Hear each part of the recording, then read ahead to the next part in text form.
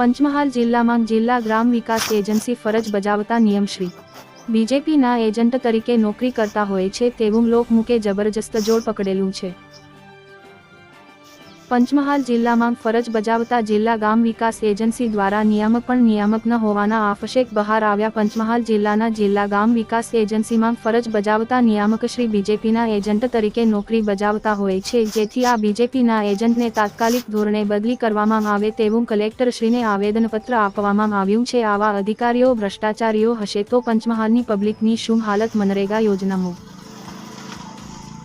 ગરીબોને રોજગારી આપવાની યોજના હોય છે, પરંતુ આ યોજના ભ્રષ્ટાચારમાં લઈ જતા જિલ્લા ગામ વિકાસ એજન્સીના નિયામક તેવું લોકમુખે જબરજસ્ત જોર પકડેલું છે અને તેમને બીજેપીના એજન્ટ જ રહેવું હોય તો નોકરીમાંથી રાજીનામું આપી અને બીજેપીમાં સામેલ થઈ જવું જોઈએ તેવું પણ લોકમુખે ચર્ચાઓ થઈ રહી છે।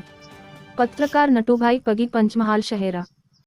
આજરોજ પંચમહાલ જિલ્લા કલેક્ટરશ્રી અને જિલ્લા વિકાસ અધિકારીશ્રીને આવેદનપત્ર આપ્યું છે। આવેદનપત્ર અવારનવાર આપતા હોય, પરંતુ આજે આવેદનપત્ર એક જિલ્લા ગ્રામ વિકાસ એજન્સી ડીએમ દેસાઈ જે છે નિયામકશ્રી, એમના વિરોધમાં મેં આવેદનપત્ર આપ્યું છે।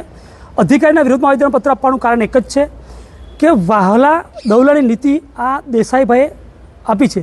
મને એવું લાગે છે કે દેસાઈ સાહેબ સરકારી કર્મચારી નથી, હકીકતમાં ભાજપના એજન્ટ હોય એવી રીતે કામગીરી કરી રહ્યા છે।